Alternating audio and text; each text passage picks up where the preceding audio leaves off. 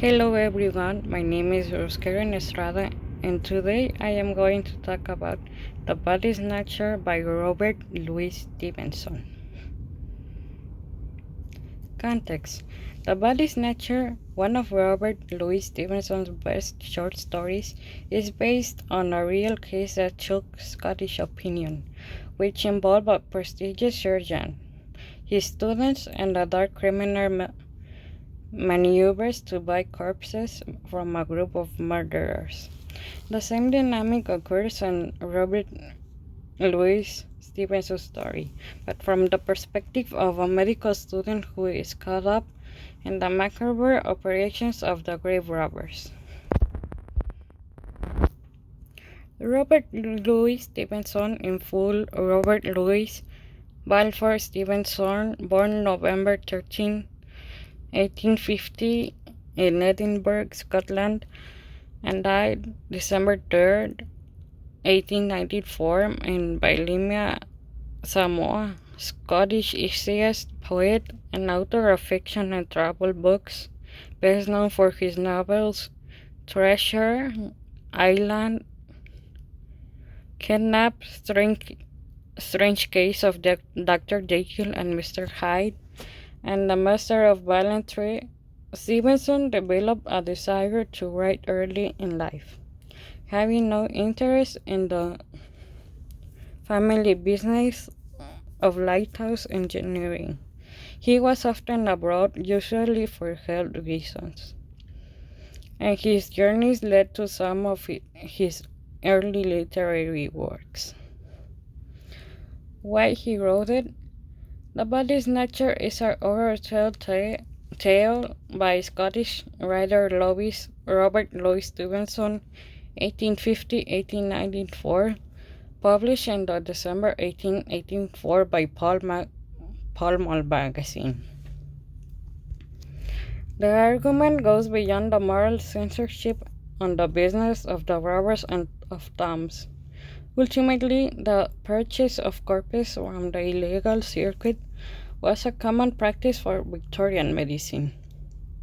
However, in Robert Louis Stevenson's story, it is the doctors themselves and their medical students who are tempted to become profaners and thereby obtain fresh material for dissection practices and anatomy classes. By the time he wrote The Body Snatcher, Robert Louis Stevenson had already produced several stories of excellence in the realm of horror. Book summary: Fed studies medicine at Edinburgh and works under and lodges with the anatomist Mr. K. Stevenson was probably referring to the anatomist Robert Knox, who infamously received bodies for dissection murder by Burke and Hare. Feds is also in charge of receiving and dividing bodies for Class B dissection. One night, the body of Jane Galbraith, a woman Feds had seen alive and well only the day before, is brought to the rooms. Feds suspects foul play and confronts the class assistant Wolf McFarlane. McFarlane confirms it was murder but warns Feds to say nothing. After work one night, Feds meets McFarlane, who is accompanied by an insulting and insinuating man called Gray. Later, Feds is startled out of sleep by McFarlane bearing Gray's murder into the section rooms.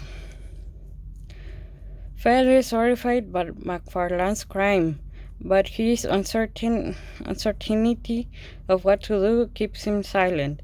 Meanwhile, he gives Gray's corpse to the medical students for dissection. Later, when Mr. K is short of subjects for his classes, he sends Feds and McFarlane to the graveyard to collect the body of our farmer's wife, who had recently died. The men exhumed the body and placed it in the carriage, but in doing so, they accidentally break their lamp.